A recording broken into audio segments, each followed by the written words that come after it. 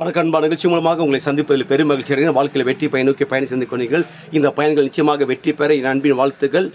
நிச்சயமாக கர்த்தர் நீங்கள் இப்பொழுது இருக்கிறதை விட 1000 மடங்கு அதிகமாகும்படி சேனைகளை கர்த்தர் தாமே அவர் சொல்லியபடி உங்களை ஆசீர்வதித்து கண்டிப்பாக நிச்சயமாக உயர்த்துவார். நல்லா கவனிச்சுப்பார்கள்.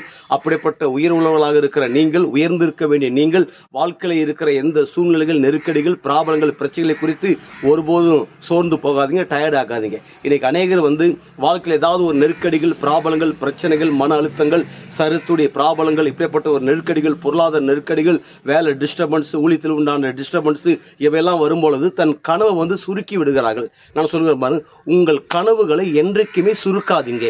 எந்த காரணத்தை கொண்டுமே எந்த விதமான மன அழுத்தத்து நிமித்தம் கனவுகள் சுருக்கக்கூடாது. உங்கள் கனவுகள் எவ்வளவு பெருசா இருக்குதோ அவ்வளவு பெருசாக கனவை நிறைவேற்றுங்க, வளர்த்து கொள்ளுங்கள். ஏனென்றால் கனவு நிமித்தம், சூழ்நிலை நிமித்தம் உங்கள் கனவுகள் சுருக்கும் பொழுது சூழ்நிலை ஜெயித்துவிடும், உங்கள் கனவுகள் குன்றி போயிடும். ஆனால் சூழ்நிலை பெருசா பார்க்காதீங்க, கனவை பெருசா பாருங்க. தேவன் அழைப்பை பாருங்க. தேவன் உங்களுக்கு என்று கொடுத்திருக்கிற அந்த நன்மையை பாருங்க, தரிசனத்தை பாருங்க, வெளிப்பாட்டை பாருங்க. அதை மாத்திரம் நீங்க பார்த்தீங்கன்னா உங்க வாழ்க்கை வேற லெவலுங்க. அந்த வேற லெவல் எப்படி இருக்கும் என்றால், ஒட்டுமொத்த உலக நாடுகளுக்கு நாம் ஆண்டவர் இயேசு கிறிஸ்து உங்களை கடன் கொடுக்கும்படியாக வைக்கிறார். நீங்கள் வற்றாத நீரூற்றை போல இருப்பாய் என்று சொல்லி உங்களிருந்து விடைபெறுகிறேன். உங்க நண்பன் ரவி, பெரியபாளையம்.